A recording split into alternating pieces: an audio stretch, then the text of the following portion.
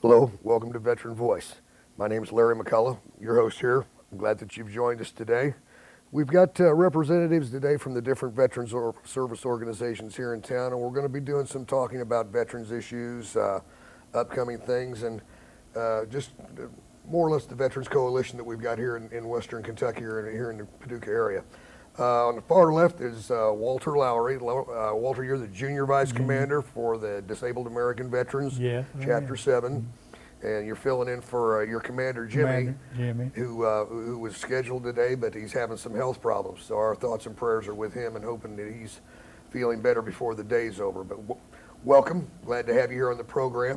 Glad to be here. Good. Sitting next to him is the newly elected and new commander of the American Legion Post 31, Chief Paducah Post here in Paducah. You were senior vice last year, were you, Chris? I was on executive board last year. Okay, Chris Kortz, and he's taken over for Hardy Gentry, who's been there for quite a while. So Quite some time. you're going to have your hands full over there. Welcome to the program, Chris. Big shoes to fill. Big shoes to fill, yeah. But I'm sure you'll do a good job. And on the right here is Mike Penny. Mike's got so many titles that they couldn't list them all. He's past commander of the Veterans of Foreign Wars Post 1191 here in Paducah. Also past department or state commander here in Kentucky. And also you're currently you're on the National Council for the Veterans of Foreign Wars. Is that right, Mike? Right. District 7 representing Kentucky and Tennessee. So you work as a national officer at the national level on Right. veterans issues. Yes. You've been on here before. It's good to have you back. good to Welcome be to all here. three of you. Thank you. The way I usually like to start the program, guys, is to get a little bit of background on your military service and where you went in, what branch of the service you were in, when you got out, how you got to where you are in your current organization. So, well, why don't we start with you, Walter, and tell us, I believe you're a World War II veteran, you said? World War II. Went in September of '42 and went in at Fort Sill in Oklahoma. And then went into the Air Force and wound up as a tail gunner on a B-17. Trained on 24s here in the States and took a new one over to England, and which us gunners slept most of the way over there on that deal. It wasn't nothing but water to look at. But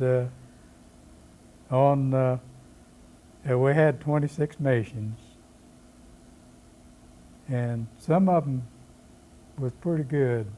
We were shot down on March 30th, 1945, just before the war was over, and spent almost a little over a month, 37 days to be exact, and was flown out on B-17 from Dialogue Left 1 in Barth, Germany, and which was an officers' camp, but being they had no place to take us, nowhere else to take us, well, that was sergeants went to the officers' camp. So, and the Russians liberated us. But there wasn't much to liberate the time the Russians got there because the Germans, guards, civilians had all left the area nearly. Few left, but I guess they didn't want to meet up with them Russians. I don't know what else.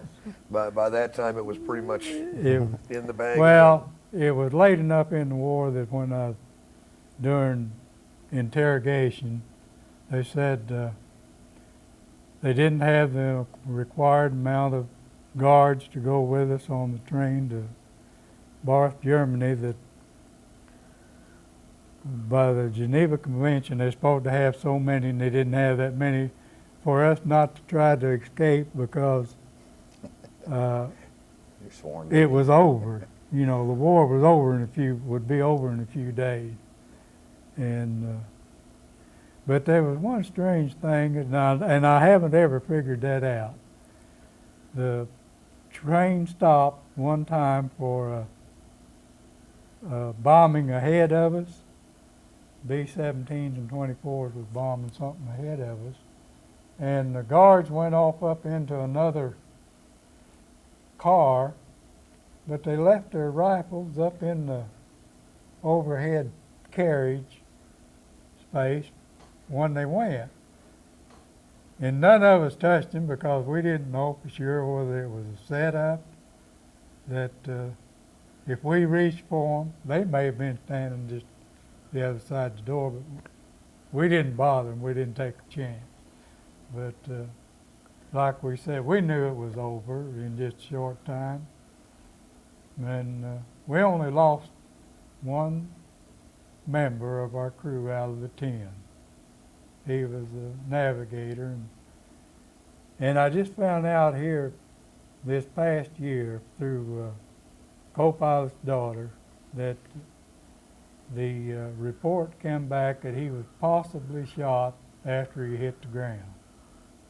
Otherwise, we had all made it out.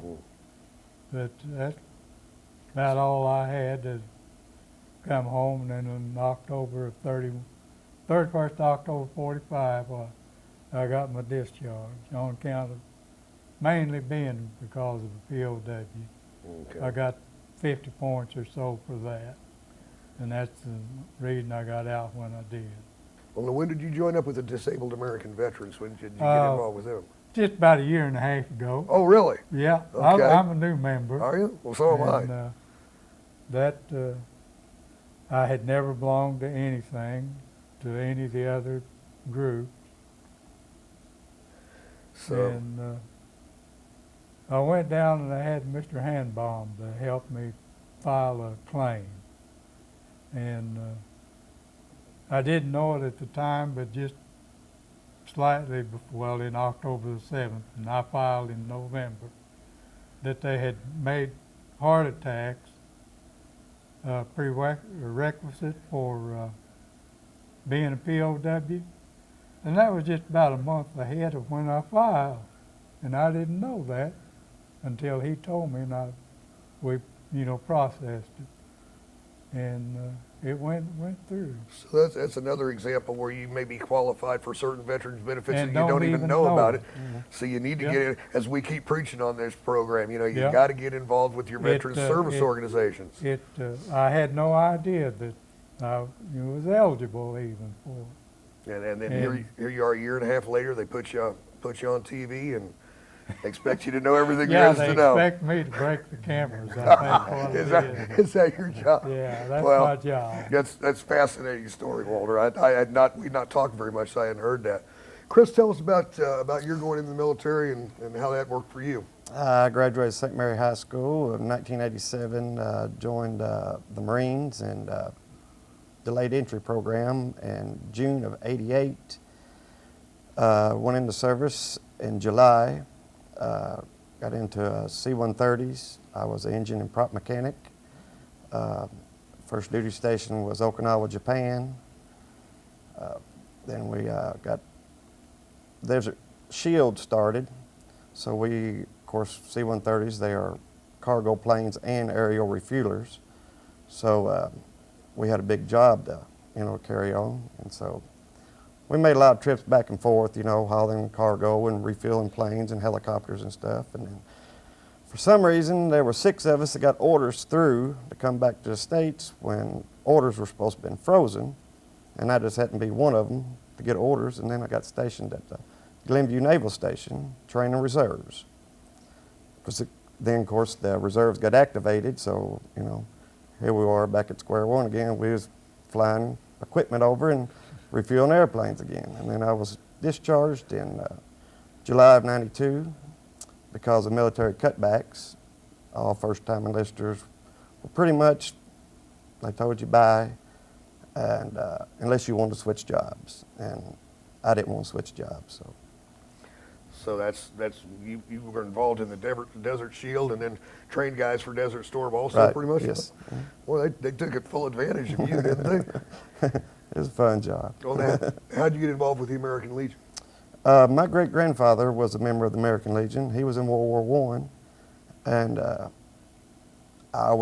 he used to go over, all the get-togethers they had and everything. He liked to play pool, and I just remembered that, and as soon as I got out, somebody had sent me an application in the mail So I automatically joined right off as soon as I got out in '92, and been a member ever since. You know, Good, good. Well, you know how I'm a member of all the organizations, and as like I said, I know that we all encourage all veterans to join every organization they're eligible for, because what we're getting ready to talk about is the power is in the numbers.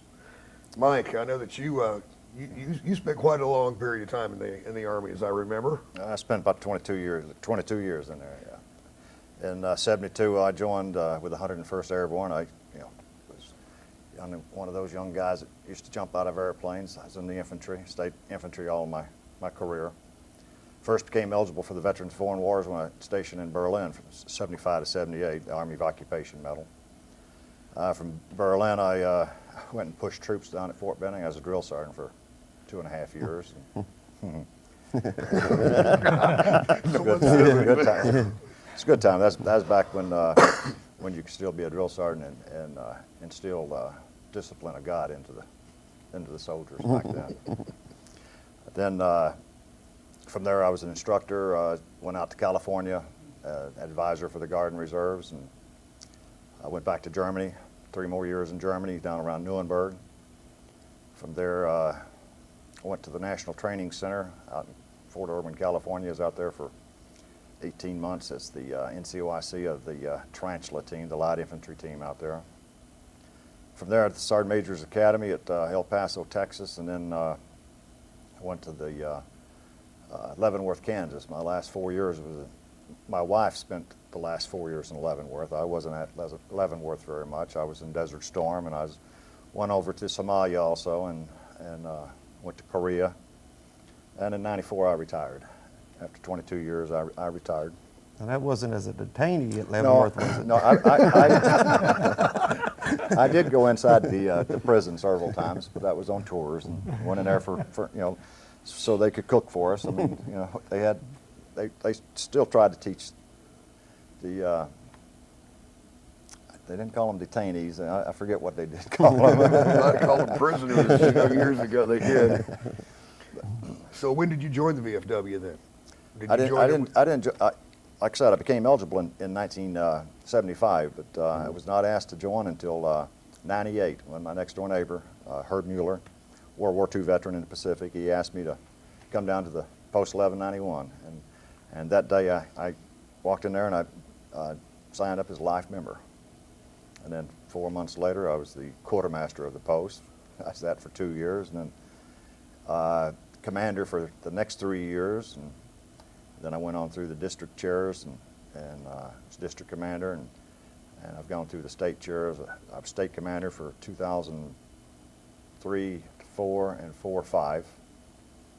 And then in 2005, I was elected to the National Council of Administration, representing Kentucky and Tennessee on the national level.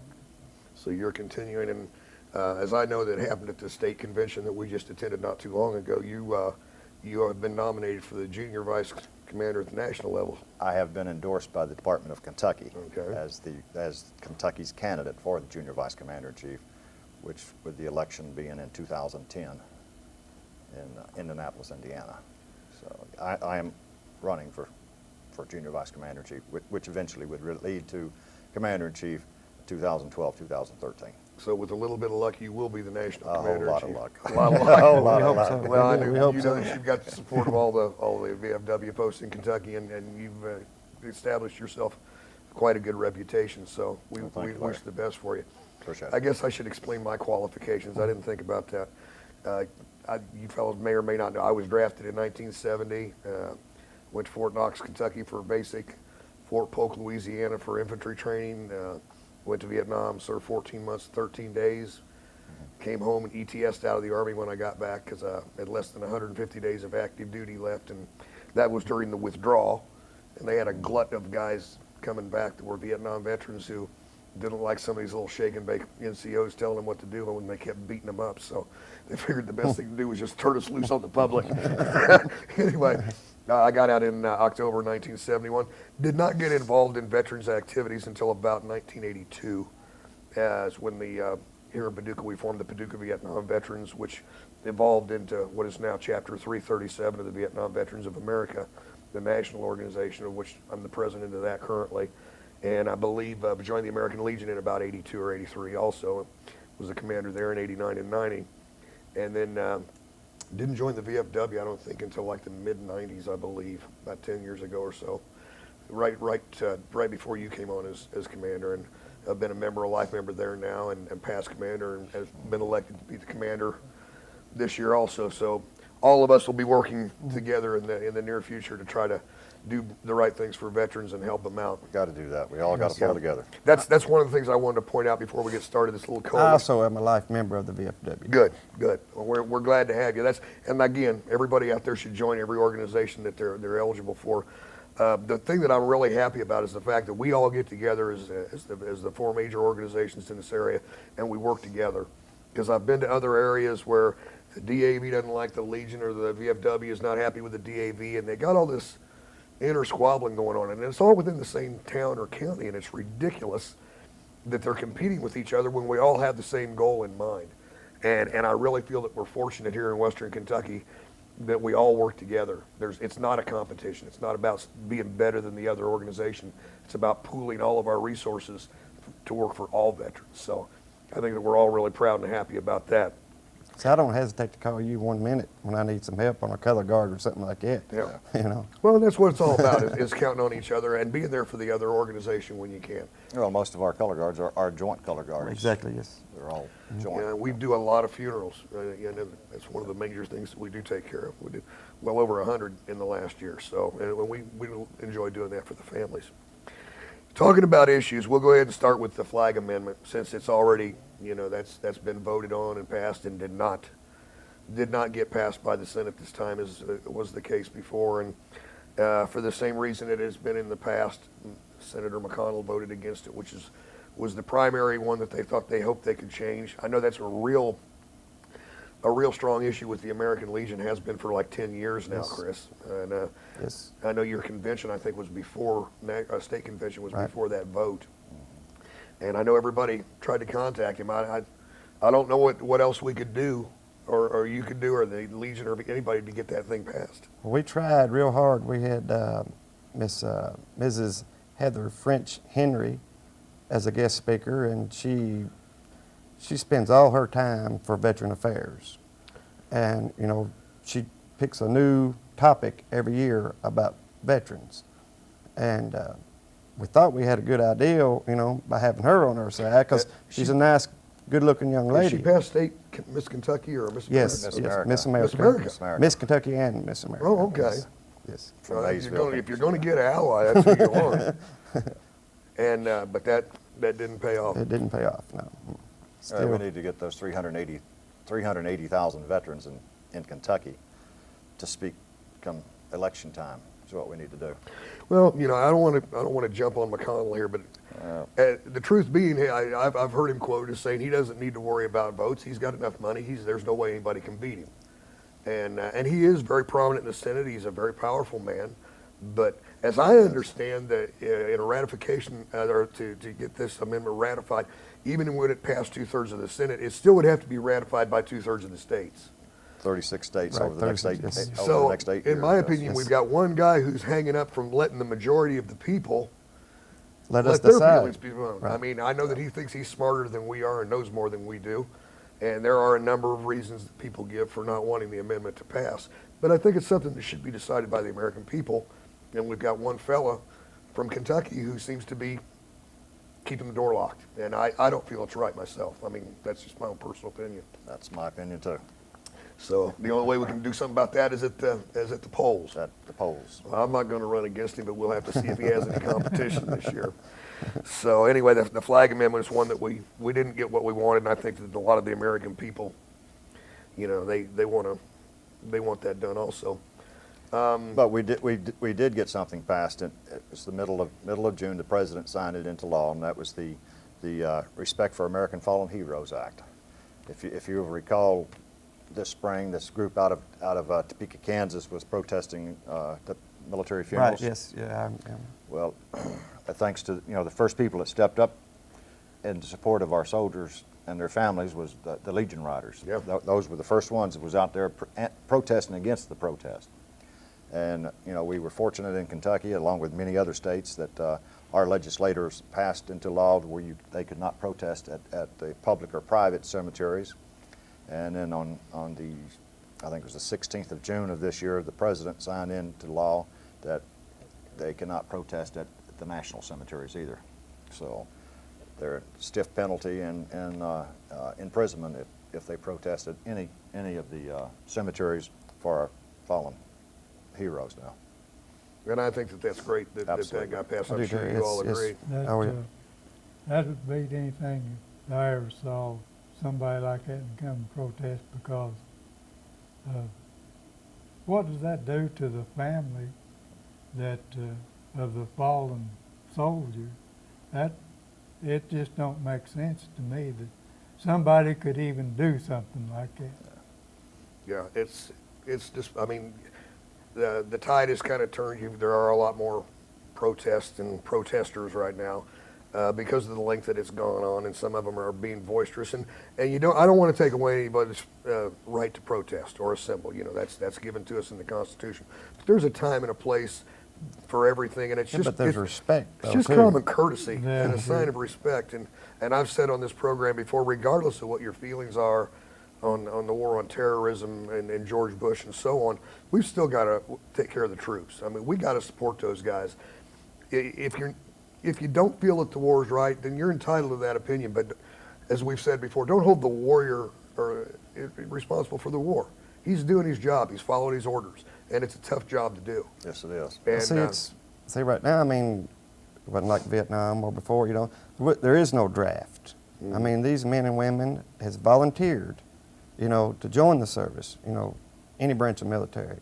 And for somebody to protest against them, you know, when something happens to them, that's just disrespect. You know. Well, it would be like going to someone's funeral and being in the background yelling what a no good individual they were, even if they weren't in the service. There are certain things you just don't do, and disrupting a funeral of someone is disrespectful and shows very poor upbringing. That's a good way to get back at people talk about their upbringing, their mama. It makes them mad. But I am glad that got passed, and I know that a lot of us, everybody supports the troops. And you're right. I remember the first time I saw the Legion Riders, and they were setting up that line, making sure that those protesters couldn't be heard. And from there, it snowballed. Yes, it did. But I think the American people were behind that too. So that was a good thing that came out. Walter, have you got anything that stands out really in your mind as far as veterans issues that seems to be the number one thing in your mind or over the DAV? The main thing that I worry about, and it is a worry, that these fellas, there's so many of them coming back from these bomb blasts over there that has head injuries, brain, that they're not going to be taken care of unless we do stand up and get together. I'm afraid they're going to try to shortchange them, in other words. I am awful afraid of that. I know. That's the main worry that I have. I read in one of the veterans magazines that there was a very, very high percentage of veterans coming back or active duty people coming back that even though they were not directly injured by an IED, the concussion from those things. From anybody that's ever been in through a mortar attack or an artillery attack, or even just standing next to a big gun when the thing goes off, the concussion is bad. From those, it just absolutely rattles you. Yeah. And that there are a lot of fellows coming back that may not have been what you call wounded. Wounded as such, but there's definitely head trauma involved. Yeah. Even though it's not something you can see. And Or hearing loss or hearing loss, and not to mention what kind of problems might manifest themselves farther down the road. just a few years ahead now. You think of what's going to happen to these fellows that has had damaged hearing to their brain from that concussion of it worries me that they're going to be left out. They're going to try to forget them, if you want to put it that way. Yeah. And we're going to have to get together and see that it doesn't happen. Well, if you'll recall, a couple of last year, that Spec 4 from Tennessee stood up there to the Secretary of Defense in Iraq and was complaining about the lack of armor on our Yeah, vehicles. Right. Yes. Okay. Yep. Yesterday, I saw on the news that some Marines were getting ready to go back over from Pendleton, and they was interviewing the wife of the Marine, and there's a company that has inserts for the new helmets that they have. It's $100 is what it costs for the inserts in there to protect the hearing and, Yeah. and everything else. And our government is not providing that.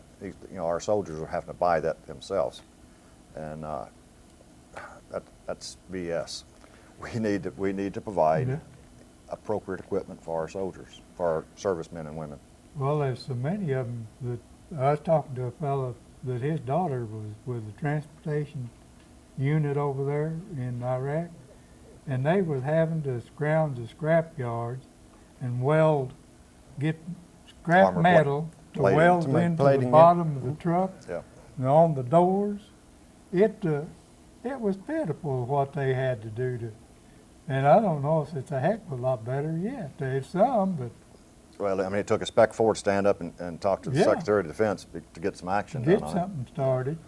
Well, and that's another part of the big problem is that, especially going into a general election year, everybody's standing up and talking about how we're going to take care of our troops and they're going to be they're the best trained, which they are. it. They are by And far. they've got the finest equipment. Well, they're telling us one thing, but they're not walking the walk. That's You know, they all tell us how good a care they're going to take of our troops over there, but it's not happening. If they deserve, if they've got the best training, they deserve the best equipment. and we can provide that equipment for them. And if the equipment is available, there's absolutely no excuse.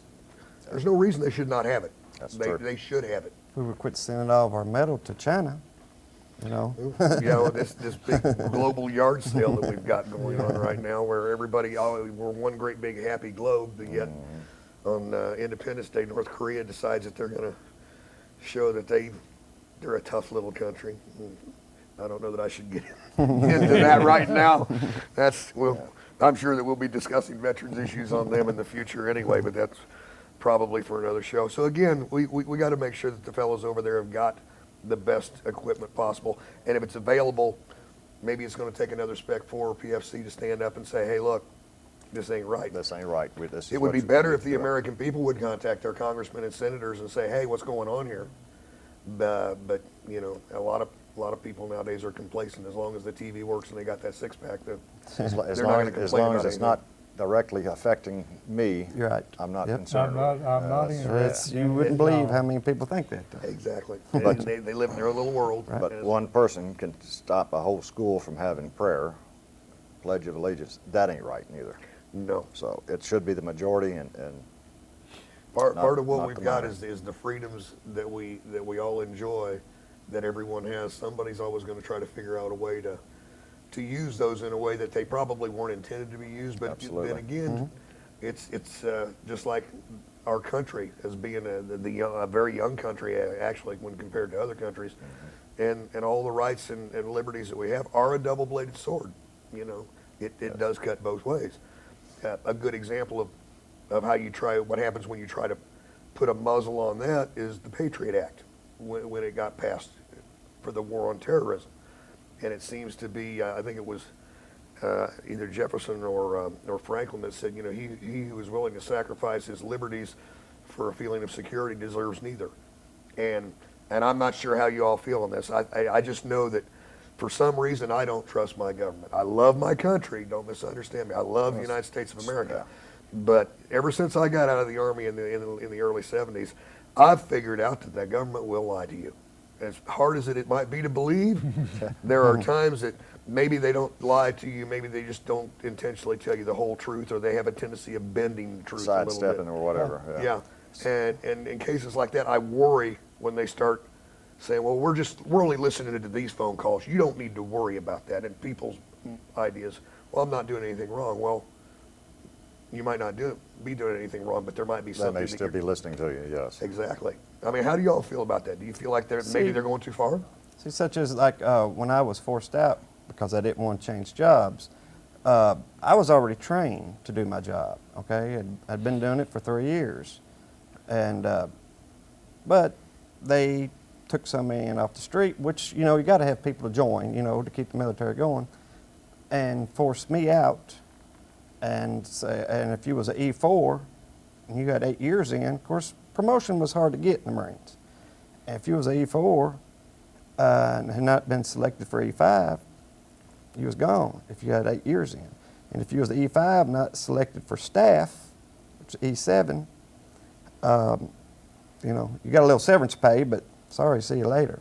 I mean, that's the way the government did that, so, you know. Did you hear just this week, I think it was this week, that you go back in the Army now. You're not 42 years old yet, are you, Larry?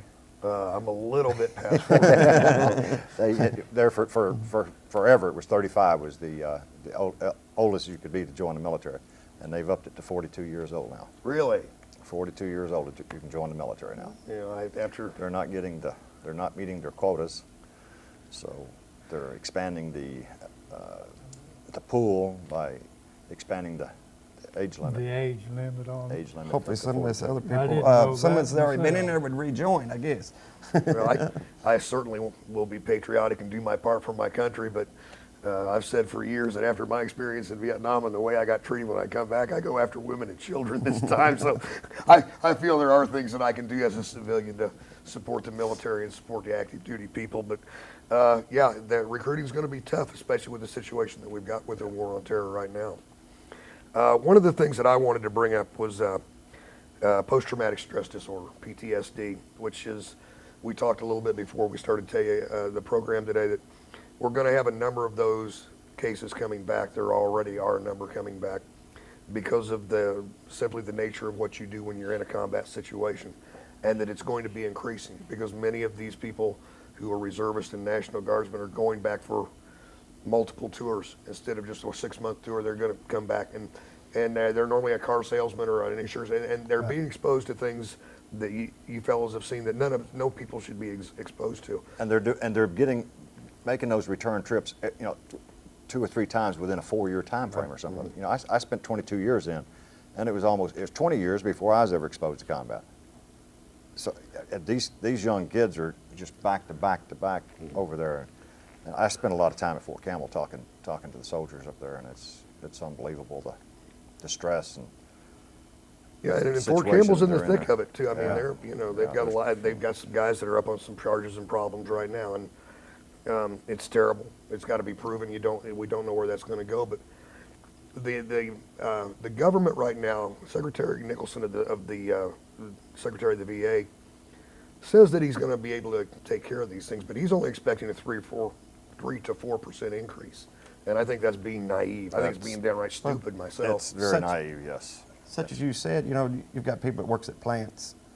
I mean, they went into the military, they went through basic training, they went through their training, but then they've been home, all right, and they've kind of got out of the swing of the military. You know, I mean, I know they do weekend. I'm not knocking the reservists at all because we need them.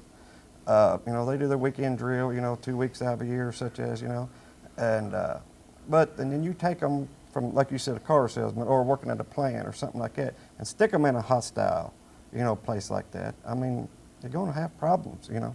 They, you know. There's no way of getting around it. Yep. But what bothers me is these fellas that's coming back from over there, that's been over there 1, 2, 3, 4 times. So three, some of them going back their 3rd time.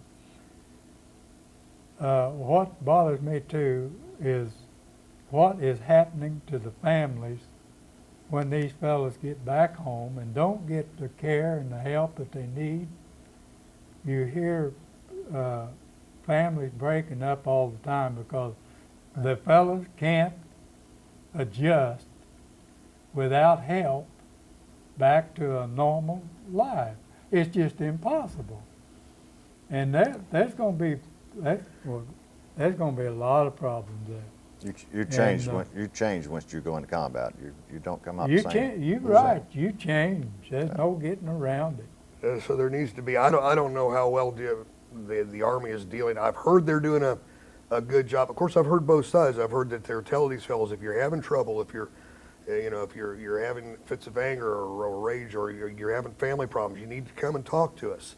And I've heard in some cases They that are they're they are counseling doing and a they're whole lot more psychological counseling now, now than what they on the used other to. side of that, I've heard, now I've seen nothing that's been documented or anything, so what I'm hearing is just straight talk around from one vet to another that some of these fellows who are going in for this counseling are being given medical discharges, other than honorable discharges, and this is just what I'm hearing. I don't know that it's happening, but I think it's something that we all need to keep an eye on to make sure that these fellows are not cast out because they are legitimately suffering from a post-traumatic stress problem. This fellow that's going to be tried here in the federal court here in Paducah is a good example of possibly what will happen.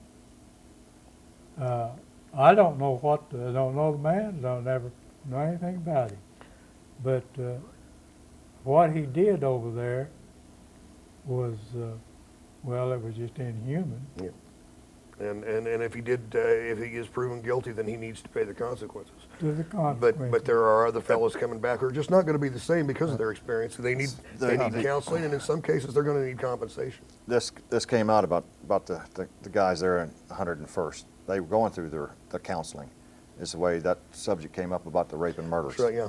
They were doing the counseling for the soldiers, and they started spilling their guts. And this one guy's already been, he was already put out of the Army for PTSD, psychological problems. And Well, I know there are a number of fellows from my era, Vietnam veterans, who are receiving compensation for PTSD. And about a year or so, a little over a year ago, the president established what he called a Veterans Disability Benefits Commission. And they wanted to try and make sure that they could try to streamline the VA to make sure everything was being handled right. Now, we were a little nervous. A lot of veterans were nervous when this council came out and some of the questions they were asking. They are scheduled to give a report to Congress in August of this year, on which the Congress may or may not act on some of their recommendations.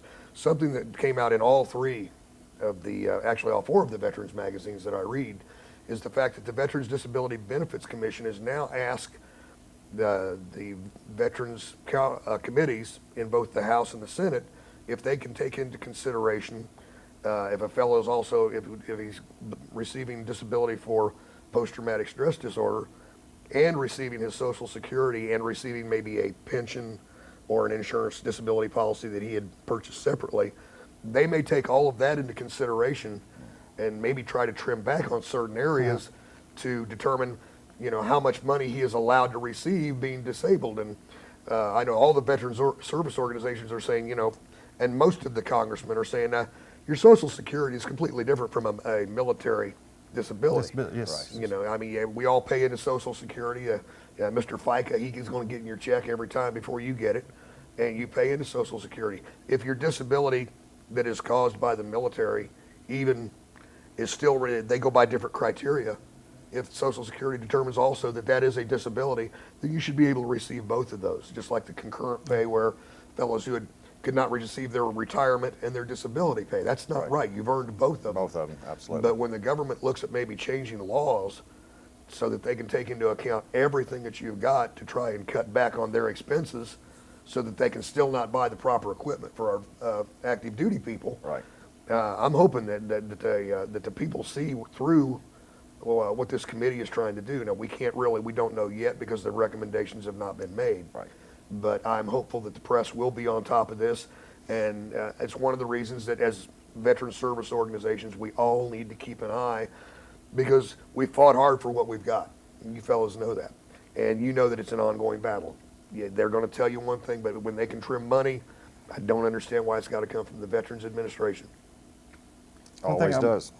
One thing I want to touch on, with the PTSD, there's a lot of men and women out there that go to counseling, okay, and they go in there and they say, well, I hadn't been through anything else that somebody else ain't been through, and they don't actually tell their story, and, they might be eligible for this, and for counseling, and that they need to come forward and talk about it, to a counselor to get it out in the open, to try to help the people, because a lot of them do. They just kind of overlook it, and I mean, as far as back, World War II on to the present, even World War I don't know how many veterans are left from, World War I, but there's still, you know, World War II, a lot of them, and Korean, you know, Vietnam, you know, especially, you know, they just need to come forward. You know, they need to talk about it, you know. That's Get 'em some help. that's the primary answer is a lot of fellows who say, well, I didn't go through anything else.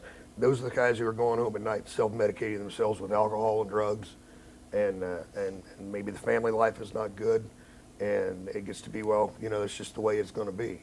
There's help available for these guys, you know, but they have to ask for it. They've Right. got to want to be Got helped. to do it. There are some out there that will be more than happy to drink and drug themselves to death and blame it on their bad luck or whatever, where there is counseling available, but you got to go get it. You know, you can't drag them out and make them get it. Right. Post-traumatic stress is one of those things that I think we're going to have to deal with quite a bit in the future with the younger generations going through what they're going through right now, and we can just hope that we've got the funds and the ability to take care of them. Mike, what are the kind of things, I know since you are active at the national level, what kind of things? I would like to bring out to all the veterans and servicemen and women that are serving today that the data that was stolen from the Veterans Affairs worker, the computer and database has been recovered. The FBI says it was not compromised, that it was intact. None of the data was taken away, but the VA has still said that all veterans and military personnel, all 26.5 million of them, can get with one of the credit bureaus and get a free 1 year free credit check. So they need to do that, and you only have to call one of the three. You don't have to call them all three. You just call one of the three, and they will notify the other two, and the VA will pick up the tab for that check for 1 year.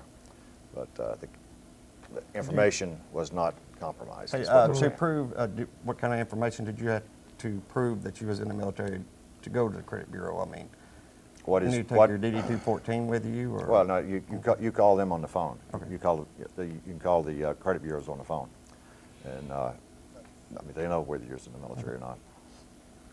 So that information they feel has not been compromised in the VA, because I remember the news media was all over that when it happened, and I found out about it just a day or so ago at a district meeting with the VFW, and I had not heard about it on the news. You know, we talked about that before we started today, and seems to be that is the case, but I guess that's not bad enough news.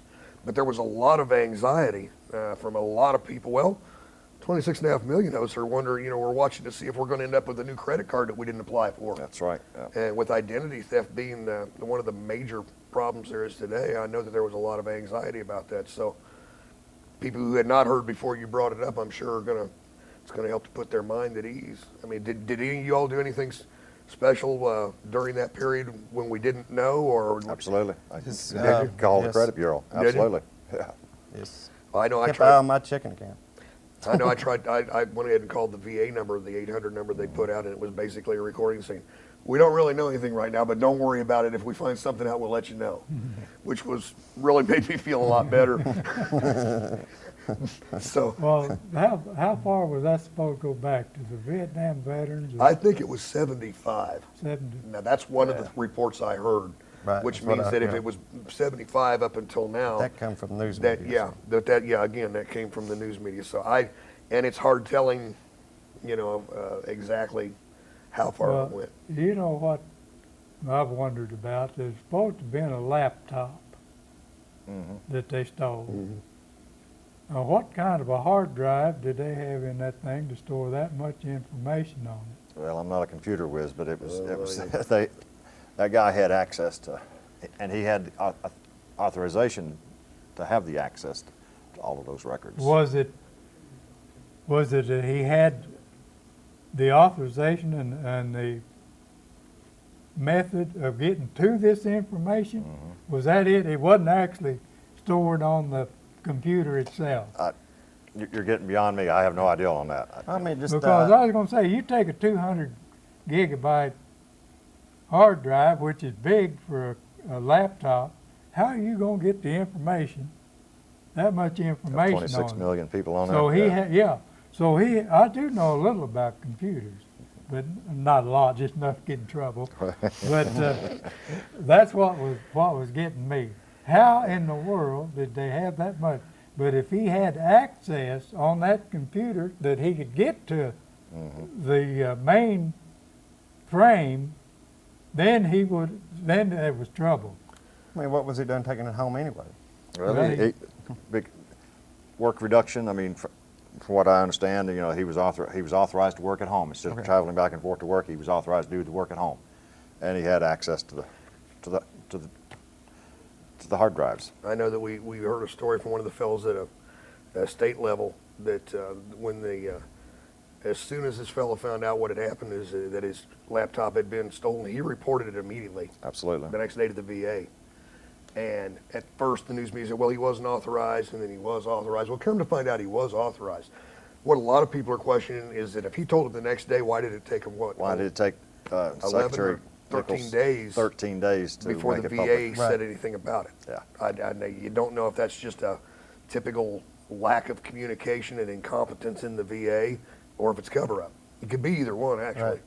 But the fellow who had it stolen, I mean, he's doing his work at home, and I'm sure his heart came to a stop when he found out it was missing.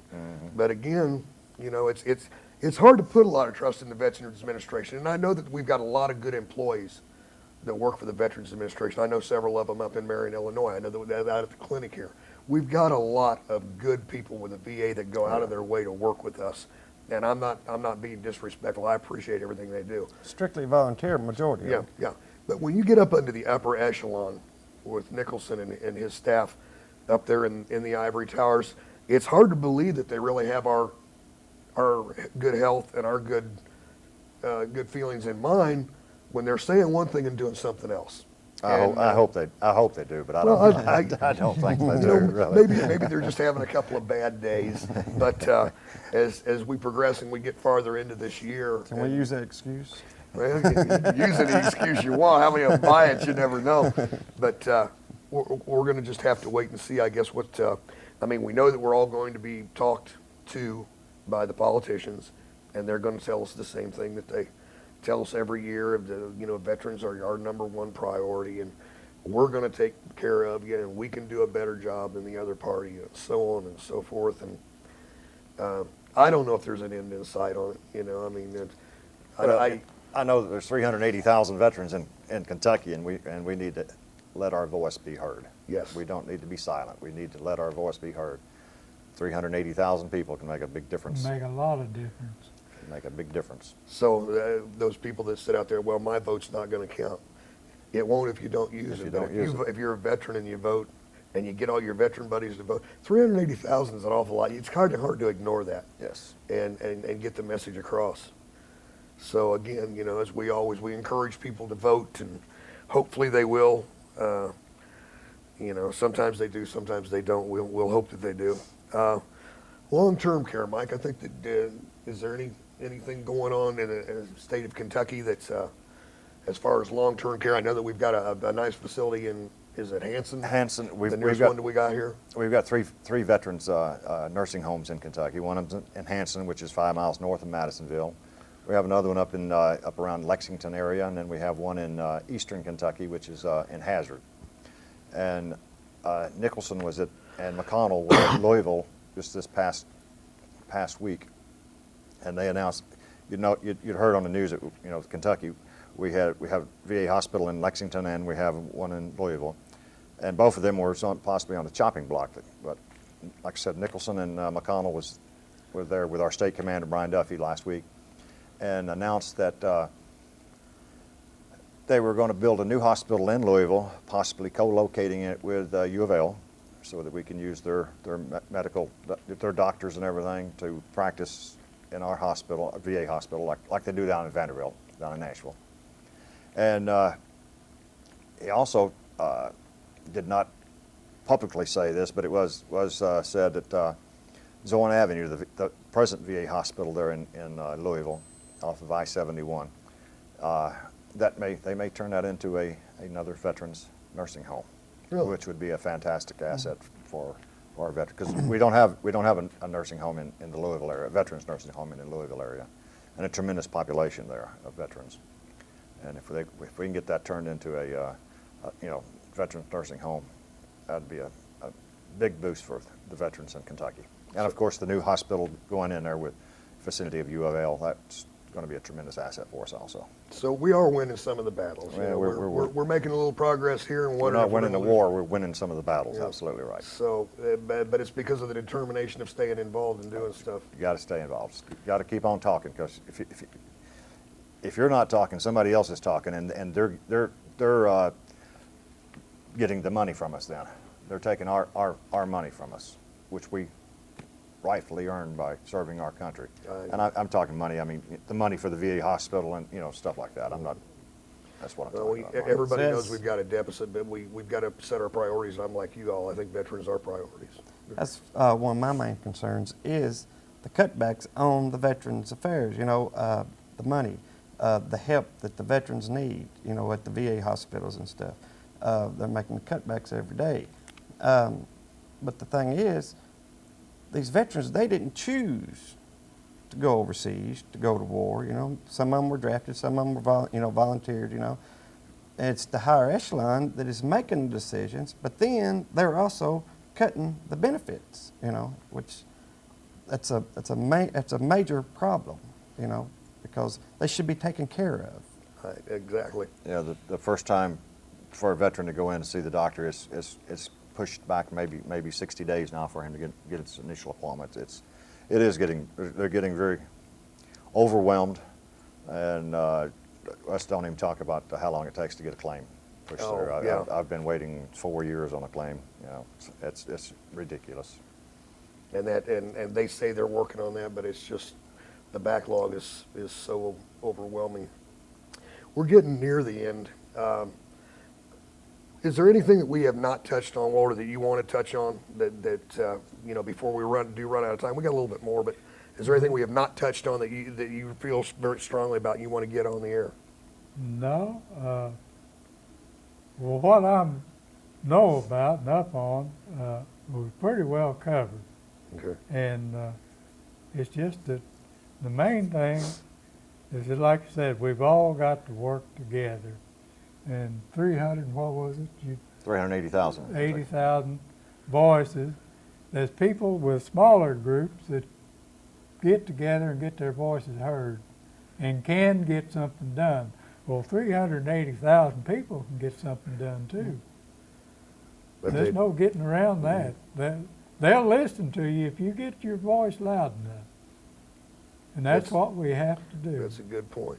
Very good point with that. And that's what it's all about. I know that membership gets preached all the time in all the organizations, but the reason for that is that's where our lobbyists and our leaders are going to the congressmen and going to the senators and talking to them. If the more membership they've got, The louder they speak. Right. the more their people they're speaking for. It's not about my dog's bigger than your dog, or my membership's bigger than your membership. It's about everybody working together, which is happening at the state and the national level, the way it is here. And I'm glad about that. So again, and I know that I'm beating this topic to death, but any veteran should join every veteran organization that he is eligible to be a What member I of. was getting ready to say. Because you're not talking to national debt here. It's the prices are probably going to go up as time goes by, but it's a very wise investment, if nothing else, for the literature that you're going to get in the mail from the magazines, legislative updates, locators, a lot of different reasons. The magazine itself is worth the membership cost. It is. But you're also helping yourself and you're helping other veterans, and you may not need them now, but you may need them later. That's just the way it is. Chris, is there anything that we have not touched on that? Well, that was you the want main to- thing what I was wanting to talk Well, about right okay. there was, they need to get, men and women need to get out of that lazy boy chair, and get involved, even if it's just a phone call, to your VFW, DAV, or the American Legion, and to get information. And we have a service officer, which VFW has a service officer, and Yeah, we have. the VAV has a service officer, and they can help you get benefits. If you're got a question about it, you need to contact one of the organizations and find out, if you're eligible for some kind of benefit or something. I mean, it don't hurt to call and make an appointment and find out. Good. No, and that's what they're for. The service officer is there to help, to see that your rights and what you've got coming or entitled to see that can help you get them. And Orrin Handbaum, he done a good job for me. Orrin Handbaum's been around a long time. I know Tom Rundles with the Vietnam Veterans of America. Ted Pace is scheduled to take some more training here shortly. And we have Wayne Ryan, Wayne Ryan, which is Wayne's been doing outstanding. it for a He's while, yeah. outstanding. And you do have KDVA, but if you get Ron involved, McClugh's in this area. Ron McClughh does a heck of a job, and he's got his area out next to the DAV rides at the clinic. So it's there. All you got to do is ask for it. And if you're not sure, I had some people from the VA hospital on some time back, and they said the first thing a veteran should do when you get your DD-214 and you get discharged, go immediately to a VA hospital and get registered in the system. That's what I was Right now. You might not need them now, but you might need them later, and you may never need them. But it's like being in a bad area. It's better to have it and not need it than need it and not have it. Absolutely. So I would encourage everybody to active duty If young people. if you're not enrolled in the VA, you need to get up and go to Marion, Illinois, and get enrolled in it now. Right, and you also need to take a look at all the service organizations. I mean, there are certain reputations out there that I always sit around and we drink and we swap war stories. Well, we do a lot of things. We provide funeral details, rifle squads for deceased veterans. We've got Patriot Pen activities. We've got a lot of youth activities. There's a lot of money that is raised by the veteran service organizations that goes out into the community. Right. And we don't stand on chairs people and don't wave even our know flags, about and people don't even know about it. But the veterans service organizations working together are doing a lot of good We got for Boys the State community. and Girls State, Exactly. baseball teams, There are so many things that we're doing, and we're doing it. We don't have to. We're doing it because we still love our country and we still want to volunteer to help our country. So, and that's what we're going to do. So I really, and I know you fellows are the same, strongly encourage anybody out there that's eligible. And even if you're not a veteran, I know that you got the SAL, Sons of American Right. Legions. If you weren't a veteran, but your father was, you have eligibility there. The auxiliary for the veterans of foreign wars. If you want to join the auxiliary for the veterans of foreign wars, we have a ladies auxiliary Ladies now. auxiliary. We You do can too. do that under you all do too. They are a big part, Yeah. the backbone of the American Legion. I'm sure the VFW too, and DAV, Yeah. because the women do a lot of work for us. I've always said if it wasn't for the Hardys and ladies auxiliaries, I would definitely start. Fellas, I really want to thank all of you for coming on the program today. We covered, I think, most of the things. We got the coalition working together. Hopefully we can, we're all going to stay together as we get into this election year. We need to do some town meetings.